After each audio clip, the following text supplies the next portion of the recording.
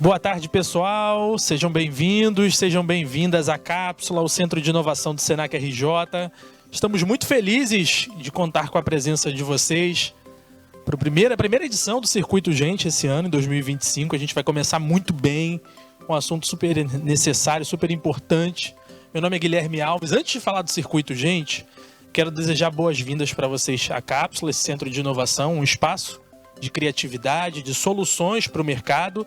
E para a gente entender um pouco do que é a Cápsula, esse centro de inovação do Senac RJ, a gente vai rodar um vídeo. Vamos conferir. Oi, tá me vendo aqui? Não, né? Eu tô em tudo isso e o tempo todo. Eu tô sempre logo ali, mas também lá ao longe. Eu posso transformar lugares, construir pontes e formar cidadãos. Eu sou o futuro e sou feito de gente. No meu agora, é necessário co-criar. A inovação é indispensável e, para ela acontecer, experimentar é fundamental. E você pode fazer parte disso. Essa é a Cápsula, um lugar que vai juntar estrutura, metodologia, tecnologia e gente. Uma instalação que vai gerar conexões e serviços em design, moda, audiovisual, turismo, varejo, tecnologia, cultura maker, educação e muito mais. A Cápsula vai gerar conhecimento, potencializar talentos, ideias, projetos, setores e mercados, para que eu possa transformar tudo isso em desenvolvimento, no coração do Rio de Janeiro, a nova capital da inovação no Brasil. O mundo não para e o Senac também não. Já são 78 anos como referência em educação e sempre em transformação. O futuro nasce todos os dias, mas depende de gente e depende da gente. E aí, posso contar com você? E aí, podemos contar com vocês hoje, nessa tarde, na programação da Cápsula, porque está incrível. A gente tem uma série de eventos programados, uma programação permanente, com palestras, workshops, seminários. Por exemplo, essa semana ainda a gente vai ter um evento, cobertura de grandes eventos, com 2 super especialistas, um fotógrafo, um produtor audiovisual. Vai ser incrível esse evento aqui na Cápsula, às 5 da tarde, na próxima quinta-feira. Para março, a gente tem um evento sobre mulheres no Maker. Então, a gente convida vocês a seguirem as redes sociais do Senac, no Instagram, @Senac_RJ, e também no LinkedIn. É só procurar lá que vocês vão conferir toda a programação da Cápsula, todos os eventos. E também tem um QR Code disponível para quem quiser colocar a câmera do celular, escanear esse QR Code e conferir a programação e se inscrever nos eventos da Cápsula. A gente conta muito com a participação e com a presença de vocês nos próximos eventos, mas dados esses recados, tenho que agradecer ao Sebrae, um super parceiro nesse Circuito Gente, em vários eventos da Cápsula. O Sebrae que está sempre impactando a vida dos empreendedores brasileiros, com essa cultura, essa educação empreendedora. Então também é um super parceiro aqui no Circuito Gente. Nossos agradecimentos ao Sebrae e agradecer a galera que está assistindo a gente em casa, no YouTube. Esse evento, o Circuito Gente, é transmitido e eu quero lembrar vocês de casa que vocês podem mandar as perguntas de vocês, que a gente vai continuar aqui acompanhando os comentários, as interações, e aí no final a gente vai trazer para o Chalita e para a Maria Antônia as questões que vocês trouxerem aqui para o nosso Circuito Gente de hoje, que vai falar de educação inclusiva. Mas para quem ainda não conhece o Circuito Gente é um espaço de debate, de reflexão dos temas relacionados à educação. Eu acredito que temos muitos educadores hoje aqui na plateia e também assistindo a gente no YouTube, e acredito que seja muito desafiador para vocês, e a gente quer provocar então essa reflexão dos desafios da educação com as novas tecnologias. Vamos falar de inclusão hoje, então essa é a proposta resumida desse Circuito Gente, um projeto que está acontecendo desde o ano passado, que é capitaneado pelo Gabriel Chalita. E a gente hoje recebendo a Maria Antônia Goulart, que é do CREI, né, que é o Centro de Referência em Educação Inclusiva, CREI Sesc Senac, fica na Tijuca, na zona norte do Rio de Janeiro. E a Maria Antônia, então, quero convidar aqui a participar do nosso Circuito Gente. Uma salva de palmas para a Maria Antônia, seja bem-vinda. Muito bom estar aqui com a Maria Antônia, uma super parceira também do Senac, dos nossos eventos. E o Gabriel Chalita, que é educador, é jurista, é um cara da educação, é o nosso mestre de cerimônias de todos os circuitos, gente. E ele está aqui hoje com a gente mais uma vez. Uma salva de palmas para Gabriel Chalita. Gabriel, a condição é sua. E o pessoal de casa, eu vou ficar aqui acompanhando os comentários de vocês no YouTube. Boa tarde. Boa tarde. Muito bom a gente estar aqui mais uma vez nesse Circuito Gente. Muito legal a gente poder pensar em gente, nesses temas que nos unem, nas angústias, as inquietações que a gente tem. Muito legal a gente estar aqui na Cápsula, no Senac, nesse centro de inovação. A gente que acredita tanto no ser humano e em como a tecnologia e a criatividade pode fazer com que a vida do ser humano seja melhor. E muito legal ter a Maria Antônia aqui, que é uma pessoa apaixonante pela sua vida, pela sua história, pelo seu conteúdo, pela maneira com que ela reflete sobre a educação e especialmente hoje sobre a educação inclusiva. Quem que é doitinha aqui? Quem são os professores? Então vamos aplaudir os nossos novos membros aqui do... Tângara, Liliana, Gabriel. A gente muito feliz de ter vocês aqui. E geralmente, no Circuito Gente, a gente traz 2, 3 pessoas, faz um debate maior. Hoje a gente quis fazer uma coisa mais aconchegante, para que a gente possa refletir mesmo sobre esse tema que para nós é muito caro. O SESC e o Senac têm um centro exatamente para refletir sobre a inclusão, para pensar sobre a inclusão. Quais são os melhores caminhos para que todas as pessoas se sintam respeitadas, valorizadas, para que cada um do seu jeito possa existir no seu espaço, possa se desenvolver. Então eu acho que é muito legal hoje a gente tirar um pouquinho as nossas amarras, os nossos medos. Muitas vezes em alguns temas a gente fala assim, mas será que eu posso perguntar isso? Não é meio estranho eu perguntar isso? Vão achar que eu não sei, por isso que eu estou perguntando. O tema da educação inclusiva é um tema muito dinâmico. O tempo todo a gente vai estudando, se debruçando sobre esta questão.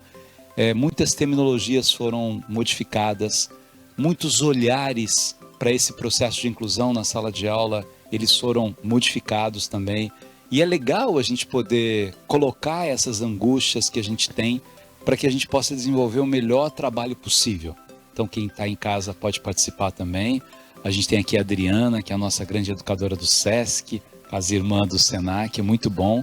E a gente foi construindo junto esse espaço.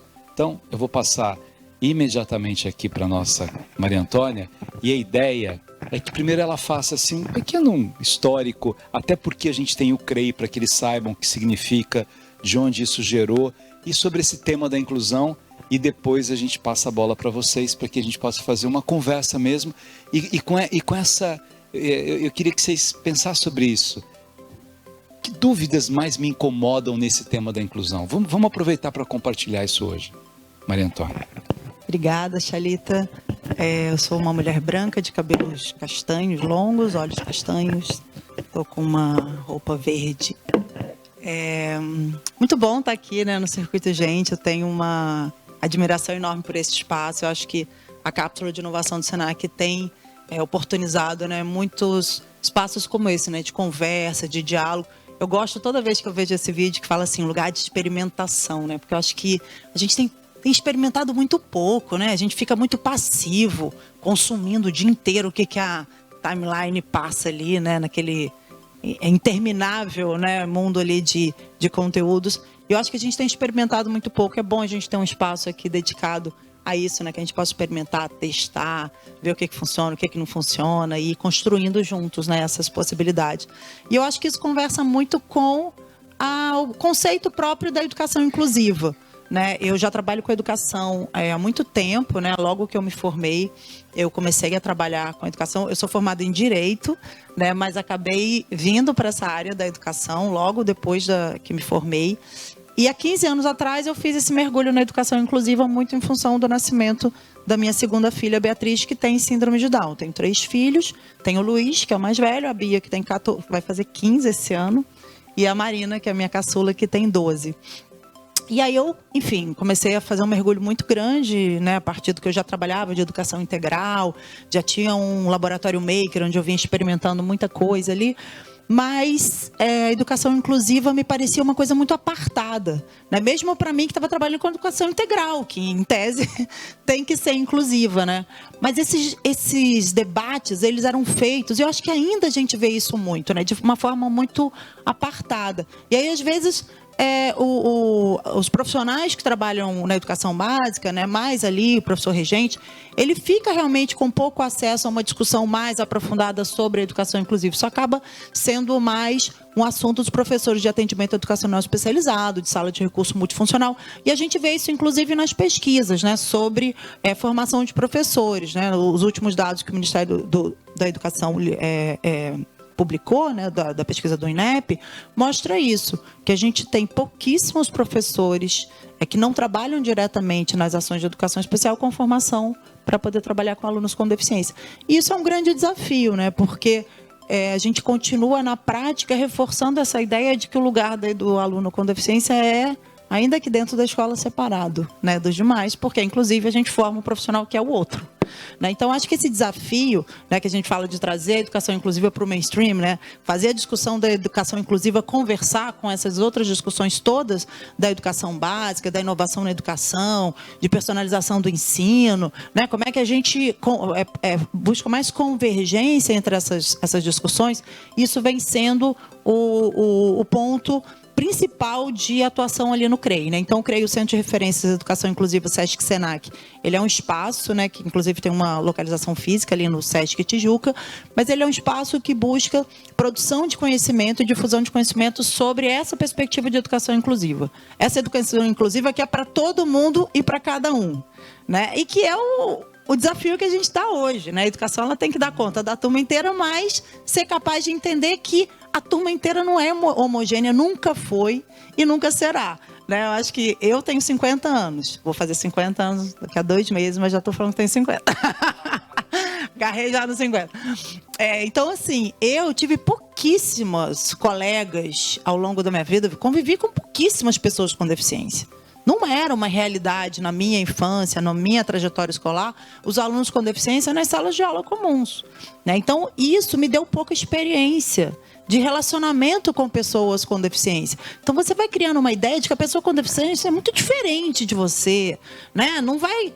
E isso vai se cristalizando, porque aquilo que a gente acredita, a gente configura como realidade, né? Como forma e como situação. E aquilo vai se materializando e vai se reforçando. Nos últimos anos, a gente já vê, né, que hoje as crianças com deficiência estão incluídas nas escolas. Isso é maravilhoso. Mas é um grande desafio na medida em que a gente fala, bom, os estudantes estão na escola, mas os professores não estão recebendo formação para trabalhar com esses estudantes incluídos. Como é que a gente faz isso, né? Então, pesquisando sobre educação inclusiva, e a nossa equipe lá no CREI, a gente tem, né, uma equipe bastante ampla de profissionais de diversas áreas, a gente tem convênios com várias universidades. Quanto mais a gente olha para as discussões da educação contemporânea, mais a gente encontra os caminhos para a educação inclusiva. Porque se antes a gente naturalizava essa ideia de que tinha um aluno médio, que, né, você ia dar uma aula que ia atender todo mundo, hoje, independente dos alunos com deficiência, a gente já sabe que esse aluno médio não existe. Que a sua sala de aula é heterogênea, que as pessoas ali estão em diferentes níveis em relação aos conhecimentos que estão sendo trabalhadas ali, as habilidades, aos contextos, né, repertório prévio para lidar com aquelas informações. Então, a gente tem buscado muito na educação como um todo, como é que a gente dá conta dessa heterogeneidade de estudantes numa mesma sala de aula. E aí, assim, o aluno público-alvo da educação inclusiva, né, que a gente fala, que são as pessoas com deficiência, transtornos gerais do desenvolvimento, superdotação e altas habilidades, eles são né, eles escancaram essa heterogeneidade, né? Porque quando você olha para um aluno que muitas vezes tem muitas questões ali relacionadas a como está participando de uma mesma atividade, quando a atividade é muito rígida, isso salta mais, né, para a gente.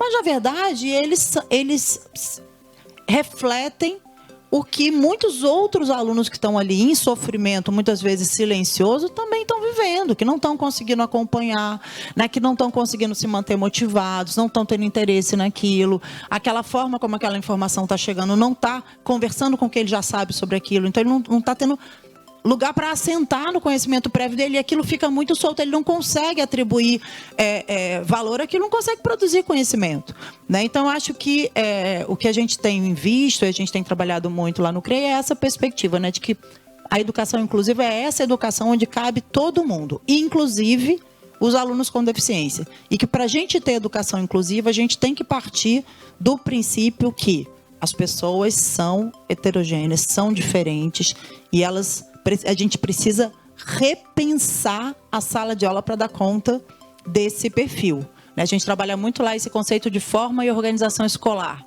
E aí tem uma atividade que eu gosto muito de fazer, que eu boto 3 fotos.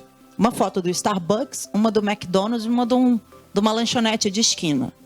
Você olha para a forma como o Starbucks se organiza, você fala assim, que forma e organização é essa? O que essa forma e organização está proporcionando de experiência? Você senta naquela poltrona de couro gostosa ali, você dá vontade de ficar. É gostoso, é confortável, longa permanência. Te chamam pelo seu nome para te entregar o seu café. Você se sente ali reconhecido, valorizado. Tem Wi-Fi grátis. Você tem ali um ambiente, uma iluminação um pouco mais baixa, que favorece a longa permanência. Você vai para um McDonald's, você senta naquele banco, já é duro. Já não é tão confortável, né? Não é um lugar que você fala, vou ficar aqui um tempão, vou ficar aqui o tempo do lanche. A fila ali, já aquele... Vai, pelo amor de Deus, pega logo o lanche, sai correndo, não sei o quê. Você senta, come, joga no negócio, vai embora. Já não é a mesma, é uma outra forma e organização que o quê? Possibilita uma outra experiência. Uma lanchonete de esquina, que tem aquele banquinho alto, que nem encosto tem, aquilo ali, assim, tomou um café e vai embora, né? É o mais rápido, né? É o mais... Por quê? Porque ele é altíssima rotatividade, é um lugar onde as pessoas não querem que você, assim, sequer pense em ficar sentado. De preferência, fique em pé. Então, a forma e organização de tudo no mundo, ela é feita pensando numa intencionalidade do que vai acontecer ali, do que ela vai proporcionar de experiência, de possibilidade, de desejo. A sala de aula, que está sempre do mesmo jeito, ela está sempre numa mesma configuração de forma e organização. Ela está sempre proporcionando uma mesma situação. Então, é muito difícil você pensar em implementar uma outra forma de sala de aula se a gente não muda a configuração desse espaço e dessa organização escolar, né? Então, repensar a sala de aula, repensar mobiliário, repensar como a gente organiza, em que espaços a gente pensa em realizar que tipo de atividade, é fundamental para a gente pensar nessa escola que dá conta dessa diversidade de estudantes e de forma de estarem no mundo, né? Acho que é um pouco isso. Muito bom. Eu acho muito legal essa abordagem, a leveza com que a Maria Antônia traz nesse tema. Você estava falando, eu fiquei pensando umas coisas aqui. A experiência com a sua filha. Eu tive um irmão com síndrome de Down, que era o irmão mais velho do que eu, Júnior, que faleceu com 33 anos. E era uma experiência de um aprendizado muito grande. E ver o sofrimento da minha mãe na época, porque nenhuma escola aceitava, né? Eu tô com 55, então ele era mais velho do que eu, né? Então naquela época em Cachoeira Paulista ninguém aceitava, e só tinha pai que precisava ficar internado numa outra cidade, e ele chorava, não queria ir. E eu vendo, né, toda a dificuldade, o sofrimento dela de encontrar o melhor espaço para ele, para o seu desenvolvimento. Acho que eu vou falar em pé porque eles não vêm lá. E essa experiência me ajudou muito a pensar e a refletir sobre isso. Quando eu dirigi o Peridomos, foi a primeira escola de São Paulo a ter uma criança com síndrome de Down na mesma sala de aula. E de lá, esse tema, e você falou das altas habilidades, eu dei uma palestra semana passada sobre Nietzsche. A palestra era sobre o amor fati, sobre o retorno, o conceito de retorno, do eterno retorno para Nietzsche. E eu estava contando um pouco da biografia dele, e Nietzsche é um filósofo muito citado e pouco conhecido. É fascinante a obra do Nietzsche. E ele era um andarilho. Ele andava às vezes 6 horas por dia, porque ele era inquieto, ele não conseguia ficar parado. E ele achava que o andar ajudava o desenvolvimento do pensamento mais do que estar com as pessoas. Que chega um momento que ele pega, né, uma coisa assim que ele achava que todo mundo estava dentro de sistema e ele queria quebrar esses sistemas para desenvolver uma autenticidade. Por isso Nietzsche é tão fascinado por arte, que ele achava que a arte era revolucionária, o resto era tudo cópia. Cada um fazia o que estava fazendo para agradar alguém. Você está dentro do sistema, está dentro de outro sistema, está dentro do sistema. Por isso que as pessoas falam assim, ele critica muito os gregos. Ele criticava os gregos porque ele achava que a maneira com que eles tratavam os seres humanos ali, Aristóteles nessa concepção de que o ser humano é bom em essência, Platão, da maneira com que ele dizia dessa reminiscência que acontece dentro de mim, aí eu conseguiria chegar a uma perfeição maior, e ele achava que não era isso na realidade. Então ele vai para essa ousadia. Enfim, era uma palestra sobre Nietzsche, aí a gente abriu para debate, e uma psicopedagoga, né, falou assim, você imagina a quantidade de laudos que Nietzsche teria, dizendo assim, ele tem hiperatividade, ele tem bipolaridade, ele não consegue ficar não sei o quê, ele não vai dar certo aqui, ele não vai dar certo aqui. E assim, o tema da inclusão, ele é tão fascinante que a gente também precisa tomar cuidado com todos os excessos que esse tema levou também. Eu via históricos, né, de alunos que chegavam numa escola e o laudo era tão decididor do que poderia acontecer com ele ou não, que era melhor ele não ter conhecimento daquele laudo, porque aquilo não era um instrumento que ajudaria as pessoas a trabalhar com ele, mas era quase dizendo assim, olha, ele é o problema e não, ele tem uma deficiência, ele é uma pessoa que terá um processo de aprendizagem. Como eu fico muito preocupado, até quero te ouvir sobre isso, esse tema das altas habilidades, né? E eu, em várias escolas nas quais eu trabalhei, e chegava a isso, porque algumas escolas valorizavam isso e separavam esses alunos para mostrar, não, eles são superdotados, eles têm uma inteligência privilegiada, eles têm isso. Na verdade, na minha concepção, eles tiveram determinados estímulos e que fizeram com que eles conseguissem, em algumas questões cognitivas, ter um avançado, né? Ter uma alta habilidade naquelas questões. Isso não significa inteligência maior ou menor, não significa maturidade maior ou menor, condição menor ou maior de estar no mercado de trabalho. Isso ele desenvolveu. Olha a quantidade de poemas que ele decorou. E isso, na verdade, causa uma responsabilidade tão grande numa pessoa tão pequena para demonstrar o tempo todo que ela consegue decorar tudo aquilo. Olha a quantidade de conta que ele faz. Quer ver? E aí o pai fica dizendo isso ao professor. É impressionante. Ele é uma calculadora ambulante. Olha, ele é um gênio. Pessoa com 6, 7 anos ouvindo esse tipo de informação. E os pais querendo que ele acelere, né? Porque ele fica entediado. Agora aí a Maria Antônia traz um tema que para mim é a essência do que é a educação de hoje, que é o tema da heterogeneidade. Eu acho que o tema da educação inclusiva, ele nos ajuda a sermos professores melhores. Quando eu me lembro que eu preciso tratar de uma forma diferente cada um dos alunos, eu preciso incluir as pessoas que têm deficiência, eu preciso fazer com que esse espaço não seja colocar alguém que fique no canto com alguém tomando conta dele. Ele precisa participar desse processo. Ele é diferente, sim, ele é diferente, mas o outro também é diferente, o outro também é diferente, o outro também é diferente.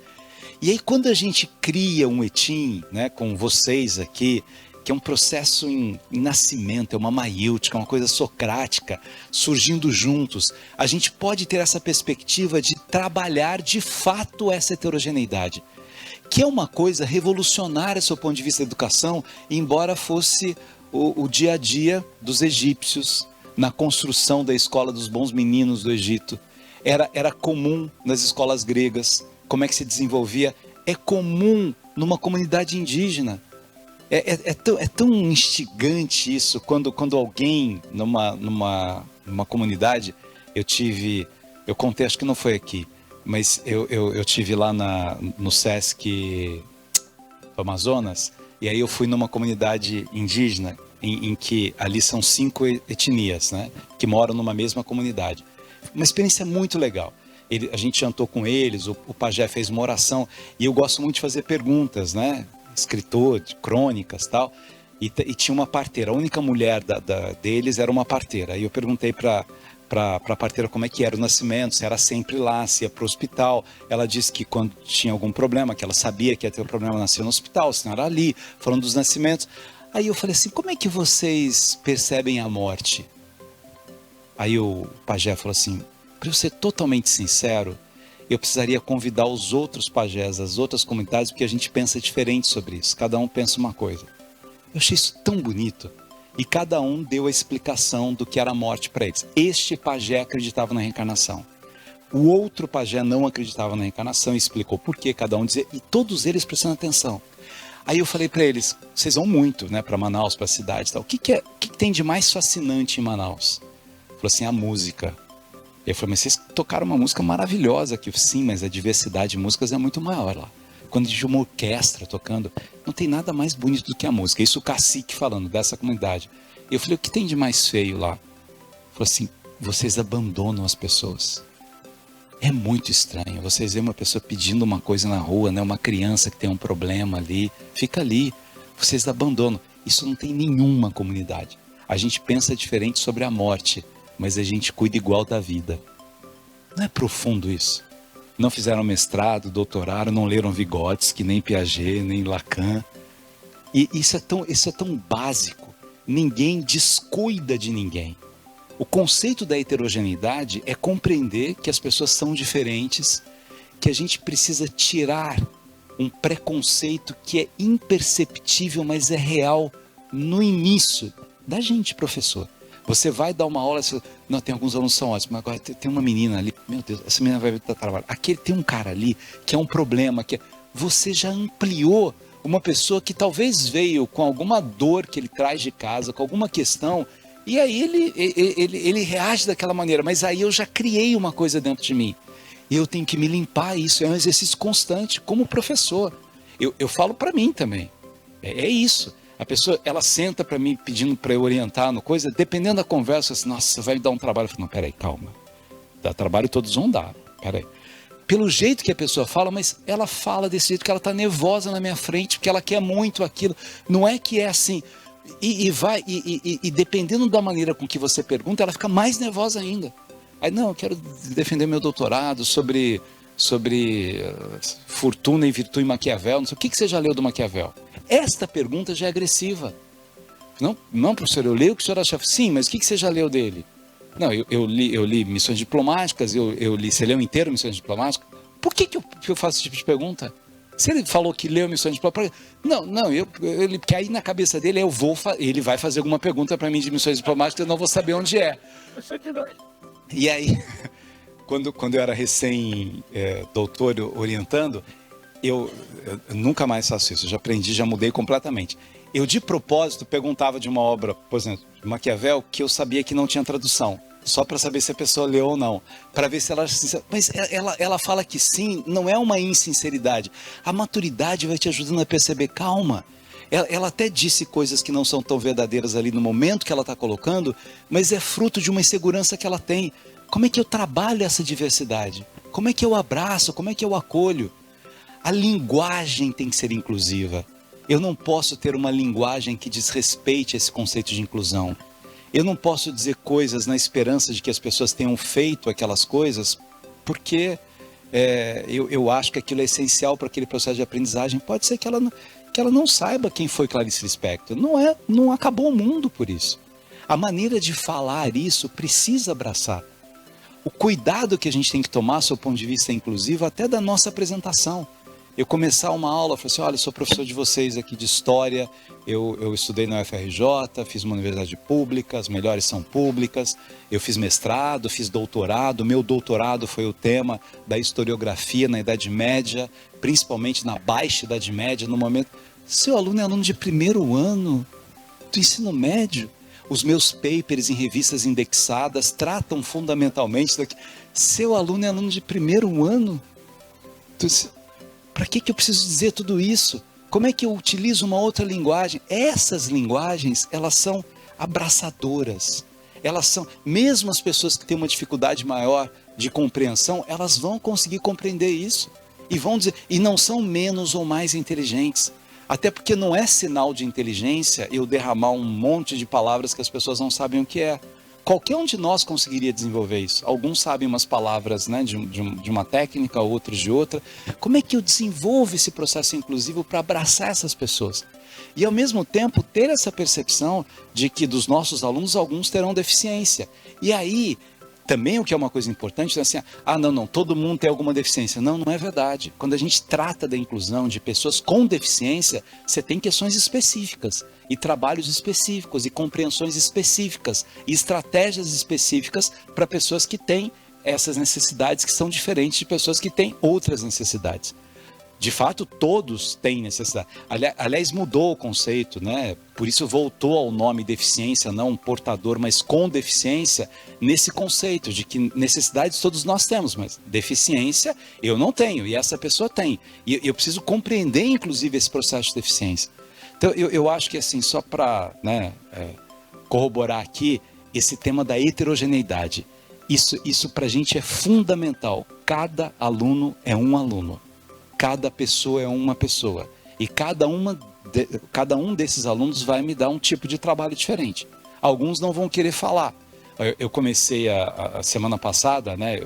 Hoje eu dou aula à noite no IBMEC, que são alunos de administração, direito, economia, RI e tal. E agora a arquitetura pediu para fazer, que é uma matéria legal, que chama processos decisórios, ética organizacional e processos decisórios. Então você vai à primeira aula, super animado, o meu curso é o que mais teve inscritos, tal, uma felicidade, tal, ninguém abre a câmera. E o semestre passado, todo mundo, era uma briga, né? Aí vai assim, na hora dá uma... Por que você se inscreveu então? Por que você quer fazer o curso? Você nem abre isso, tal. Falei isso? Não, só pensei. Mas aí eu fiz uma estratégia, contei uma historinha assim para eles, pedi 5 voluntários para discutir aquelas. Aí eles abriram para ser voluntário, queriam desenvolver. Aí eu peguei uma história do medo, de medos contemporâneos. Aí outros abriram, foi indo. E aí o final, mas naquele primeiro momento assim, por quê? Porque imperceptivelmente é uma vaidade. Eu falei assim, claro que eles vão abrir a câmera, vão ter aula comigo, porque um outro professor do dia anterior falou assim, essa turma não abre a câmera, é uma coisa impressionante. E eu já pensei, imagina, comigo eles abrem. Não abriram. E aí vai assim, é isso. Aí eles estão com raiva de mim? Não. Uma timidez, não achou que era importante, não é. Aí eu falei assim, olha, nesses processos decisórios a gente trabalha oralidade. Então, por isso, agora imagina se eu no primeiro dia falar assim, ó, eu vou dizer uma coisa para vocês. Ou vocês abrem essa câmera, porque assim, eu vou começar a dar nota para quem abre câmera. Se não abriu, vai saber o que é, porque eu não estou aqui para isso, eu ganho para isso, vocês me pagam para isso. Tem sentido? E eles não estão ali brigando comigo. Eu ia pegar uma briga imensa de uma coisa que não tem sentido. A experiência me ajuda a dar uma lapidada nisso. Então, eu preciso tomar cuidado como professor de já chegar ameaçando. Aí alguém fala assim, nossa, mas aqui não é nota, né? Uma outra construção de avaliação. Como é que eu ameaço? Ué, mas não é para ameaçar. É para envolver, para conquistar. É isso, Isso aí tem até muito a ver, né, Charles, com o exercício do poder, né? O professor, ele fica numa relação de poder em relação aos alunos, né? E a gente naturaliza, né? É quem sabe mais, é quem pode mais, é quem define quase tudo sozinho, unilateralmente. E cabe aos alunos o quê? Obedecer, né? Prestar atenção e ir bem na prova, né? Essa lógica, né, que foi perdurando nas escolas durante muito tempo e ainda é, né, uma lógica hegemônica hoje em dia, ela dá muito pouco espaço até para o professor ser capaz de compreender essa turma, né, se conectar com os estudantes, entender o que eles sabem, o que eles não sabem. Acho que tem um exemplo que eu adoro, que foi um projeto que eu desenvolvi antes de vir para o CREI, que era de produção de materiais acessíveis para incluir pessoas com e sem deficiência em atividades em bibliotecas. E aí a gente fez todo um material multissensorial da história dos 3 porquinhos, convidou uma escola e tal para participar, as crianças participaram, foi super legal. E aí chegou no final, uma criança que não tinha deficiência chegou para mim e falou, caraca, tia, o lobo não derrubou a casa de tijolo porque ela era dura, né? Eu falei, você achou que era o quê? Aí ele, sempre achei que era porque ele estava cansado. Gente, faz todo sentido. Gente, o lobo tinha derrubado 2 casas. Quem, depois do esforço de derrubar 2 casas, ainda tem fôlego para derrubar uma 3ª? Óbvio que poderia ter sido isso. Aquele aluno, ele não tinha o conhecimento prévio daquela informação de base que se pretendia ali, dos sistemas construtivos, da diferença de uma palha para uma madeira, para um tijolo em termos de resistência, que é, né, que vai dar lá da moral da história, que é, né, deixe de ser preguiçoso e faça uma casa sólida que vai, né, ser o seu porto seguro. Ele não tinha essa informação de base. as casas que ele conhece, os lugares que ele frequenta, ele não consegue ter essa noção de que sistema construtivo é esse. Então, para ele, a escola, a história não assentava num conhecimento prévio sobre isso, para ele ser capaz de produzir esse entendimento. Ele produziu o outro, que encontrou um conhecimento prévio que ele tinha, que é o que ele experimenta. Que quando ele corre muito, quando ele faz muito esforço, ele fica cansado e fica sem fôlego. Óbvio. Esse é o conhecimento que todo mundo tem, é do corpo. É o que todo mundo tem. Todo dia o seu corpo pulsa. Da hora que você acorda, da hora que você dorme, você está pulsando. Quando você acelera, porque você ficou emocionado, ou porque você está correndo, porque você está subindo uma escada, você sente que seu pulso acelera, você sente que o seu corpo muda a pulsação. Isso todo mundo sente. Isso é um conhecimento de base que todo mundo tem. Sistema construtivo, diversidade de materiais construtivos, isso não é um conhecimento básico que todo mundo tem. Mas a gente parte do princípio que todo mundo tem, porque a gente conta essa história para criança de 2 anos. E a gente quer que elas entendam que a casa de palha é mole e a casa de tijolo é dura. Quando, na verdade, é tudo na história ali, na possibilidade dela experimentar essas materialidades, ela não conhece. Ninguém conhece palha. Quem lida com palha no dia a dia, na vida? Talvez uma cestinha de palha, mas que está já tão trançada que você nem sente que aquilo ali é uma coisa frágil, né? Então, essa falta também da experiência, né, da possibilidade de a gente trazer mais experiências multimodais, multissensoriais, para as pessoas produzirem com o corpo também esses entendimentos de base, para que a partir daí a gente possa trazer os conhecimentos para ir conversando. Isso é muito importante. Na aprendizagem criativa, a gente fala em piso baixo, teto alto e paredes largas. O piso baixo é isso, é o que todo mundo entende, é uma atividade que todo mundo consegue fazer, porque parte da sua relação como ser humano de estar ligado aqui à Terra, pela lei da gravidade, e de estar sentindo o seu corpo nessa relação com o seu entorno.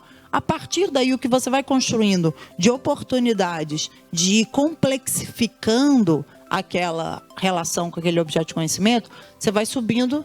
Nem todo mundo vai chegar lá no teto mais alto. Tem gente que vai chegar aqui, ó, no meio da parede. Tudo bem, desde que todo mundo esteja nesse espaço. E as paredes largas que está relacionado às áreas, a relação com outras áreas, né? Então, muitas vezes a gente traz um conhecimento específico de uma área de física, de biologia, de matemática, sem estabelecer relação com as outras coisas do mundo, como se essas coisas tivessem no mundo por si só. Mas tá tudo no mundo misturado, né? Tá tudo no mundo misturado à nossa experiência, né? Outro dia eu estava cozinhando com meu filho e ele falou assim: pô, mãe, o molho de tomate não tá bom, tá ácido demais. Aí eu falei: e aí, como é que faz para reduzir a acidez? Vamos ver se você vai lembrar. Ele: ai, meu Deus, tem que botar alguma coisa básica. O que tem de básico na cozinha? Vamos lá. Porque é aí que estão as reações químicas que a gente conhece no dia a dia, que a gente experimenta, são essas que você, no seu dia a dia, você entra em contato com elas. É na cozinha, né? É para lavar uma roupa, tirar uma mancha.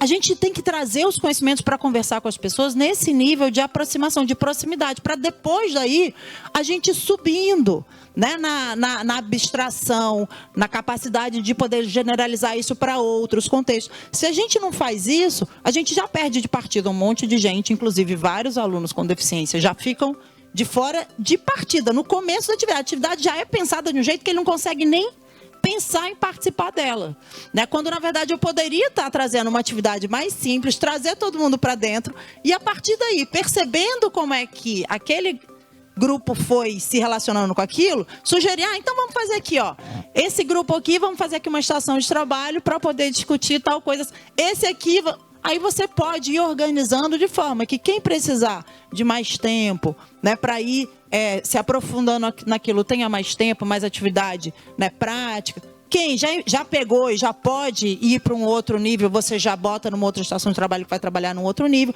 Com isso, você consegue ter um grupo que ele é heterogêneo, que ele está no mesmo espaço, mas trabalhando dentro das suas possibilidades e dos seus interesses, né? Então, acho que isso é uma chave que a gente tem percebido muito, sabe? E reconhecer a heterogeneidade, ser capaz de se abrir para perceber qual é a relação de conhecimentos prévios que o grupo tem com ele, e a partir daí você ter pré-desenhado já atividades diversificadas que você vai organizar o grupo, considerando isso que você percebeu nessa atividade de espécie de atividade de diagnóstico, né, de entrada. Inclusive mudando um pouco a arquitetura da sala de aula, né? Total, Isso é né? fundamental. Porque todo mundo parado para frente não tem como ser diversificado. Tá todo mundo fazendo a mesma coisa. Né? Exatamente. Vamos para vocês? O que vocês querem saber?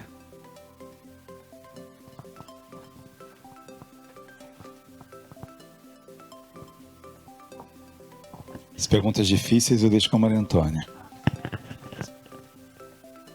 Não é? Todas as pessoas com deficiência. Não, a ideia, a gente está pegando um recorte maior aqui agora com os professores do ETIM, que a gente vai começar o ensino médio, focar um pouco nesse processo de inclusão na sala de aula, mas pode ser em qualquer idade. Porque essa questão de criança, eu estou batendo agora muito de frente com isso. Porque estão chamando os nossos filhos de criança, quando nossos filhos já têm 26 anos.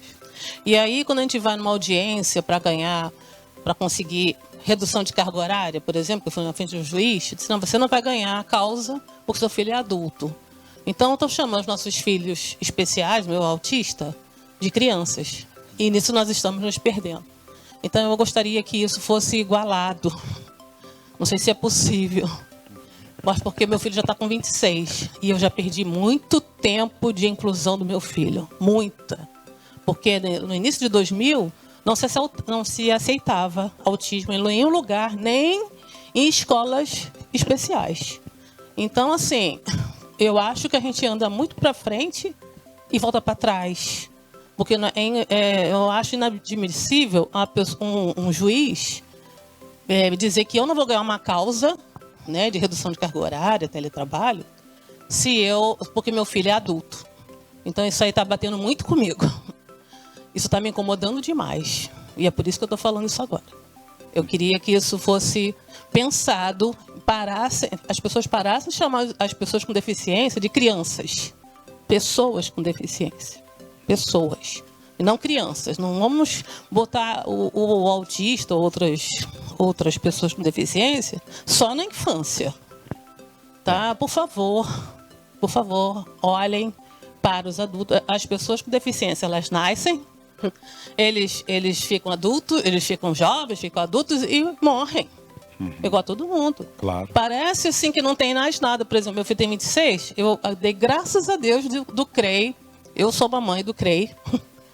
E eu estou aqui muito feliz, né? Fizeram um trabalho excelente. Meu filho despertou para a autonomia, né? Um grupo maravilhoso. Rezei muito para eu conseguir entrar, né? Porque eram 100 vagas inéditas. E eu lá no pé de Nossa Senhora Aparecida, chorando para o meu filho passar. E ele passou, né? Então eu chorei muito no trabalho também quando eu soube que ligaram para mim. Então, assim, né? É uma conquista muito grande para nós que somos pais de filhos especiais adultos. Eu acho que iríamos uma abertura nessa faixa etária. Por favor, não esqueçam dos nossos filhos. Eles precisam de atendimento, de tudo que todo mundo precisa. Tá bom? Obrigada. Isso aí, que bom. Ele lá? Não, achei interessante, né? O Chalita ali, quando falou do acolhedor, né? De todas as estratégias que tem que ter para a gente poder envolver, né, o aluno. Eu li um livro recentemente, Jesus, o maior psicólogo que já existiu. Nesse livro, né, levanta muito essa questão do relacionamento, né? Quer dizer, você aprender a se relacionar. E eu vi na fala do Chalita muita a figura, né? Não entrando no mérito aqui se Jesus existiu, não, mas o que está escrito, né, da persona, da figura de... Eu acho que ele é uma referência também como um grande comunicador, educador, né? Uma pessoa que tinha uma capacidade de acolher as pessoas. Isso é da fala do Chalita. E da fala da Maria Antônia, que ela falou da questão do físico, enfim, no dia a dia. E tem a questão acho que é do metafísico, né? Que são as palavras, a imaginação, o pensamento, e quando chega nesse nível, né?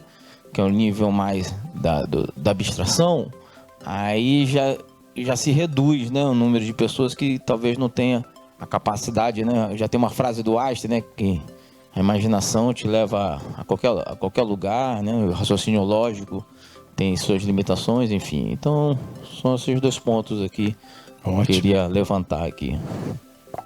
Vamos lá, quem mais? A gente faz um bloquinho, depois comenta e aí passa para outros. Cadê os nossos professores do ETIM?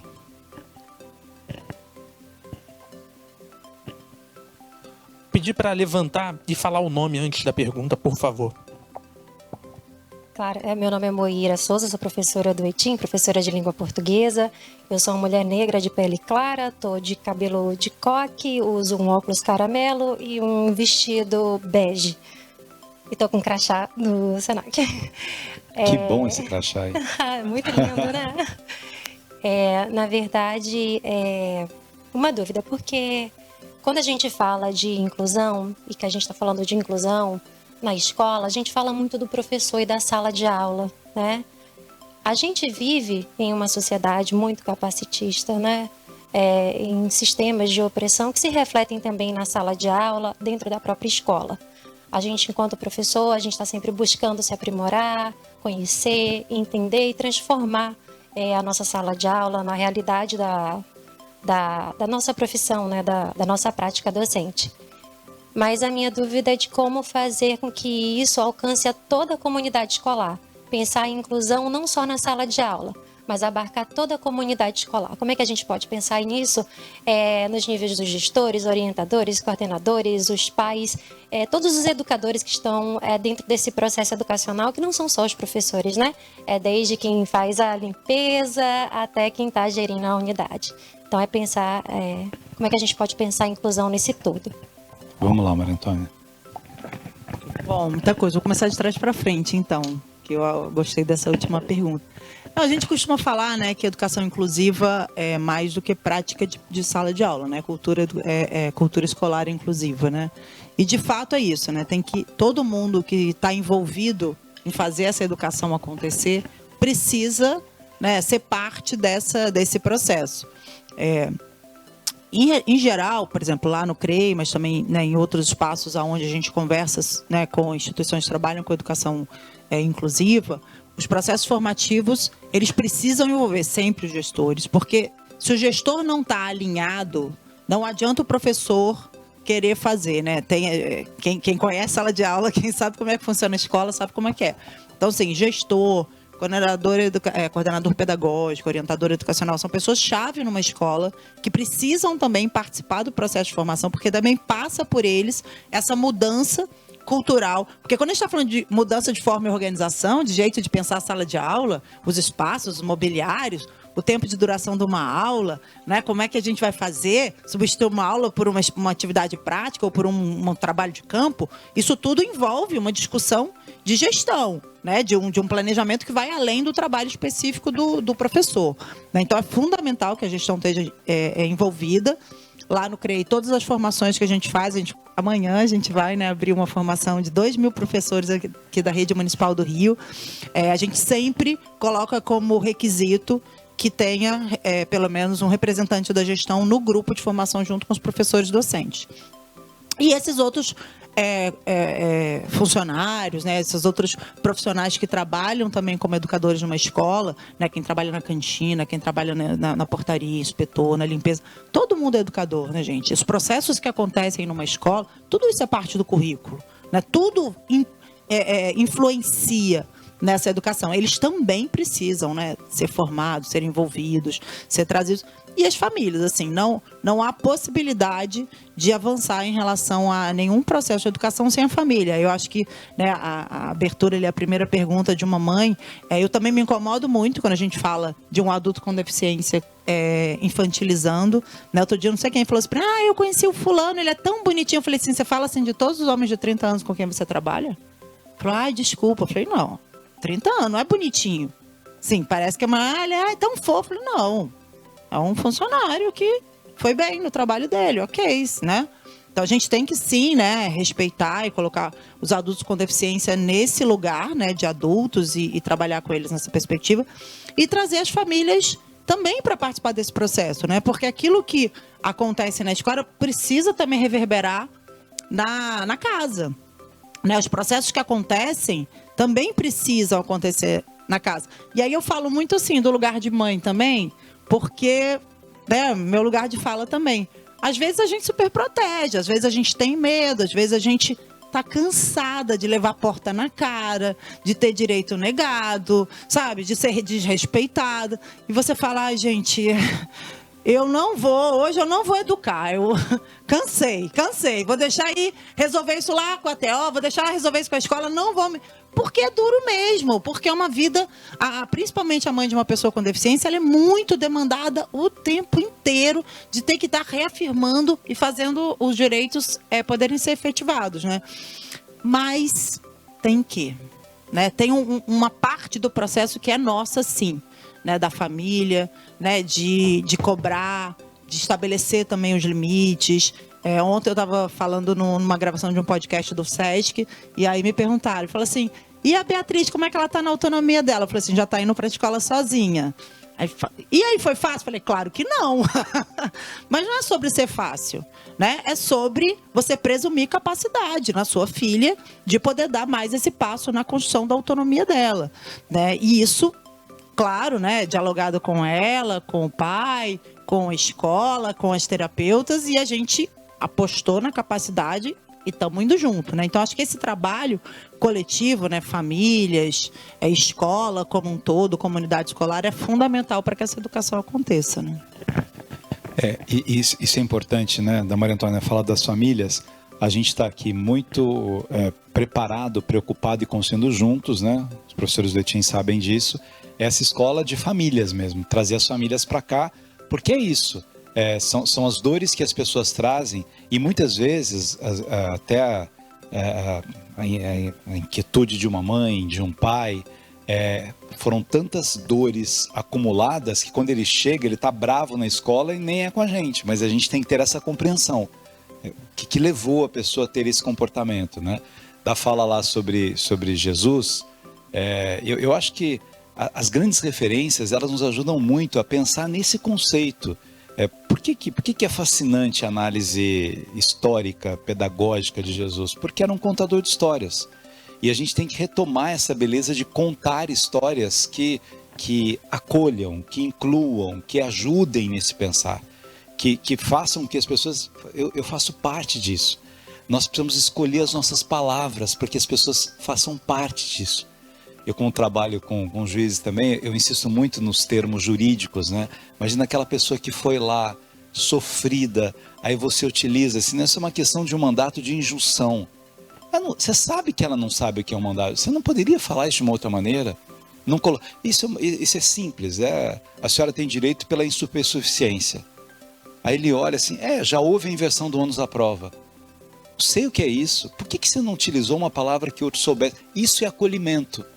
Você pensar, você imaginar, ele vai entender o que eu estou dizendo? Ele está entendendo o que eu estou dizendo ou não está entendendo? Processos de acolhimento vão por aí. Vamos lá, mais uma rodadinha aqui.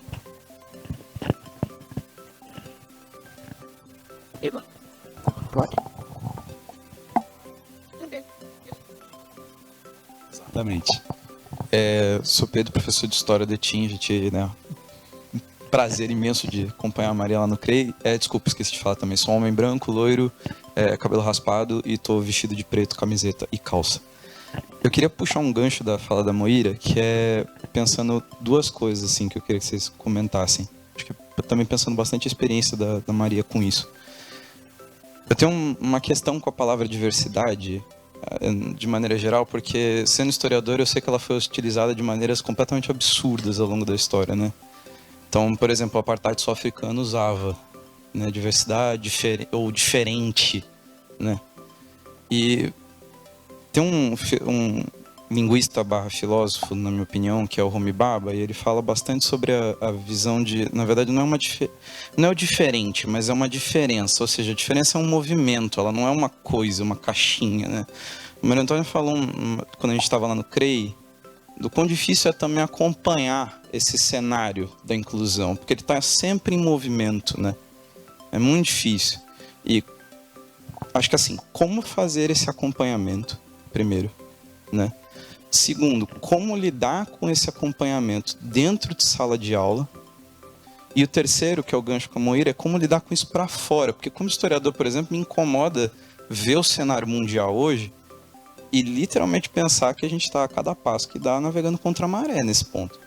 Com a ascensão de extrema-direita, com movimentos políticos que estão se agarrando num tipo específico de conservadorismo que a gente já viu onde foi parar. Né? E que tende muitas vezes a perpetuar a exclusão desses grupos. Ou coisas piores, né? Então, eu queria fazer essa reflexão, essa pergunta para vocês. Muito bom. O que mais? Lá no fundo.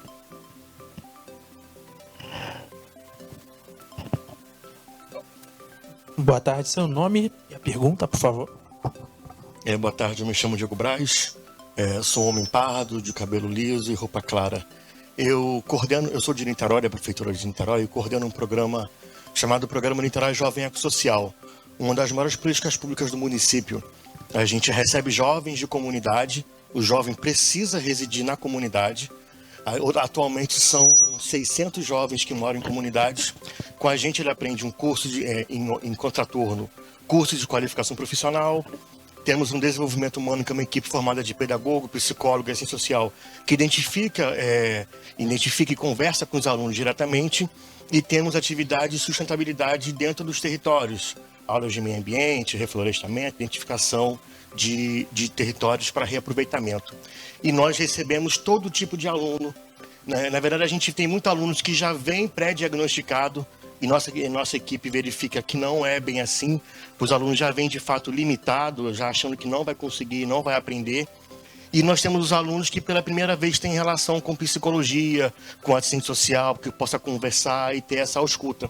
Então o programa, ele, através de diversos mecanismos, através da inclusão digital, da economia criativa, empreendedorismo, inglês, educação africana, educação indígena, todos esses mecanismos, de alguma forma, a gente consegue atrair os alunos e mesmo que ele não participe de todas, mas de alguma forma ele participa, e eu verifico isso. A gente tem muito aluno que já vem com um diagnóstico como se fosse um peso, um fardo para ele, e na hora do desenvolvimento, na hora que a gente identifica com a equipe certa, a gente consegue trabalhar as potencialidades desses jovens. Obrigado. Muito legal, muito bom. Mais um? Boa tarde. Ai, meu Deus, quanto cheiro foi aqui. Boa tarde, meu nome é Laura Freitas, eu trabalho com consultoria educacional. Uma coisa que me chamou muita atenção, quando você fala de ensino superior, agora seguindo a parte de segmento, é que eu que trabalho com ensino online, como é sofrido o desenvolvimento de conteúdos, porque quando a gente começa a falar a gente tem que ter um conteúdo acessível, isso na cabeça dos gestores é custo. Eu fico angustiada com isso. É custo fazer um streamer com uma legenda correta, com a cor correta, uma imagem contextualizando o texto para poder facilitar no ensino superior a questão dos professores que ficam colocando uma linguagem tão...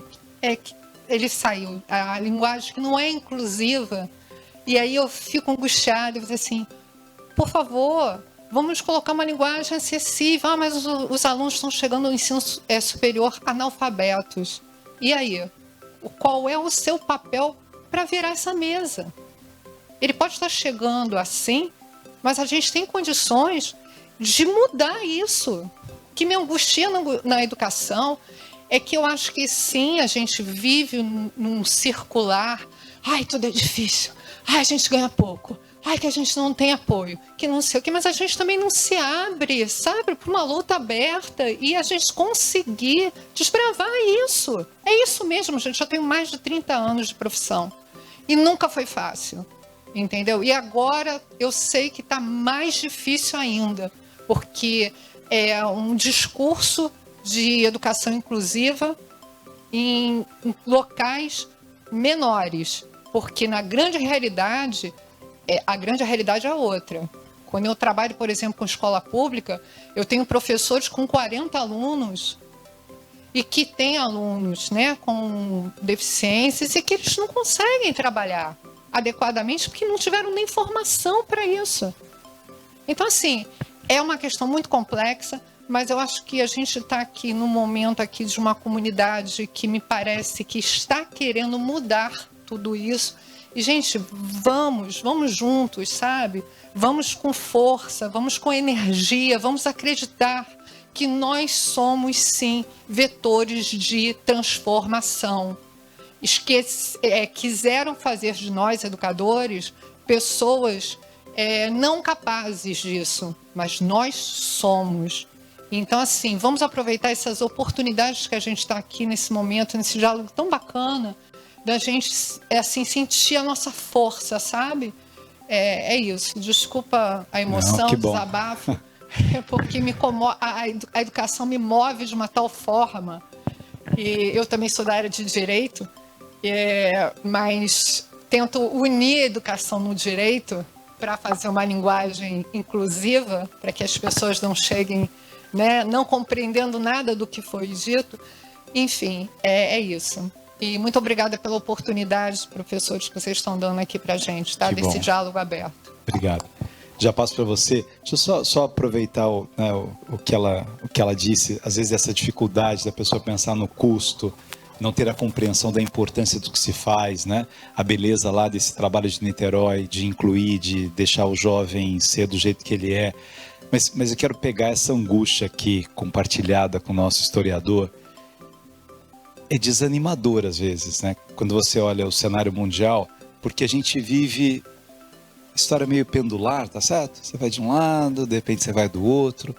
De repente, assim, a gente teve um momento em que você dizia assim, olha como os direitos estão sendo respeitados, que maravilha. Como é que as pessoas estão preocupadas com as pessoas de fato. Como é que a gente venceu o apartheid. Como é que a gente teve referências mundiais ajudando a gente a ter essa compreensão, que ninguém pode ser deixado para trás. Aí, de repente, agora todo o tema de inclusão, de diversidade é colocado como interrogação, se não é uma frescura, se não é... De repente você tem um presidente de um grande país, né, que tem um acidente aéreo e que culpa aquele acidente sem ter prova nenhuma, sem saber o que aconteceu por causa de programas de diversidade, que é isso que está levando a... E uma parcela significativa aplaudindo isso por essa não compreensão. A gente teve há não muito tempo, né, um ministro da Educação que disse isso, que as pessoas com deficiência atrapalhavam as salas de aula. Que é uma incompreensão do que é educação. Porque a inclusão, ela não é um aspecto, uma conquista civilizatória só para as pessoas que têm deficiência. Ela é uma conquista civilizatória para a civilização. Para que eu compreenda as diferenças das outras pessoas, para que eu consiga desenvolver esse pilar social, sabendo que há coisas que eu ajudo o outro, há coisas que o outro me ajuda, sabendo desse processo de troca. Então, isso é profundamente desafiador. Como é desafiador a compreensão das linguagens. Que também as pessoas, frescura, só porque o outro falou portador de deficiência, todo mundo vaiou, não sei o que e tal. Não, também eu não acho que você tem que jogar pedra em todo mundo que fala alguma coisa que está incorreto naquele momento que a gente está vivendo. Preciso explicar para as pessoas. Você ter a compreensão que aquela pessoa, ela né, vem de um outro tempo, de uma outra fase, de um outro conceito, de um outro estudo, e ela não está acostumada com aquilo. E às vezes o fato de eu ter dúvida, né? Eu estou vendo uma pessoa com dificuldade de atravessar, eu ofereço ajuda, eu coloco a mão dela, o outro foi no banheiro, eu falo, o que eu... É normal que eu tenha essas dúvidas. Mesmo eu tendo boas intenções, quais são os melhores caminhos, né? Como é que eu busco ajuda para saber a melhor maneira que eu tenho para ajudar as pessoas? E sem deixar de lado a beleza das dúvidas, esse processo assim, como é que isso vai se dar da melhor maneira? Bem, eu fiz esse processo de inclusão, ele está na mesma sala de aula, ele está desenvolvendo ali, mas ele tem um tipo de comportamento que eu, professor, não estou conseguindo entender como é que eu ajudo. De uma hora para outra ele fica agressivo. O que gerou agressividade nele? Eu preciso entender o que gerou essa agressividade para tentar buscar alguma alternativa para evitar que esses estímulos incorretos cheguem até ele e desenvolvam esse processo. A mesma coisa das altas aprendizagens, quando de repente ele termina muito rápido aquilo que foi pedido para que ele fizesse, como é que eu ajudo a perceber essa construção coletiva na solução de um problema, em que um pode ajudar o outro? Não, mas ele é melhor quando ele está sozinho. Quando ele tá E às vezes o aluno vai chegar na sala e falar assim, olha, eu não quero fazer em grupo, eu posso fazer sozinho? Falar um não é um caminho pedagógico, educativo. como é que eu então mostro para ele a importância de trabalhar com o grupo? Quando ele diz, eu prefiro fazer sozinho, parece que ele é arrogante, ou que ele é fresco, ou que ele é não sei o quê. Você não sabe o que ele passou na vida para preferir fazer sozinho. Você não sabe o bullying que ele já sofreu, os preconceitos que ele já teve. Então, esse nosso pré-julgamento também não pode existir. Que de repente, assim, quando alguém levanta e fala assim, eu prefiro fazer sozinho, o pessoal olha, pô, que é isso? O aluno vai ficar meio assim, não gosta de ninguém, não sei o quê. Então, parece que esse é o arrogante. Mas pode ser que o sofrimento dele seja maior ainda. E como é que eu entro nesse universo? Como é que eu percebo? Até fisiologicamente, né? O adolescente se chama para vir aqui para fazer alguma coisa, e fala, não, agora eu não quero ir. Ele pode estar excitado, ele é um adolescente. E ele vai ficar morrendo de vergonha daquilo. Eu tenho que ter uma percepção das adolescências, dos comportamentos diversos que as pessoas têm, para compreender o que é isso.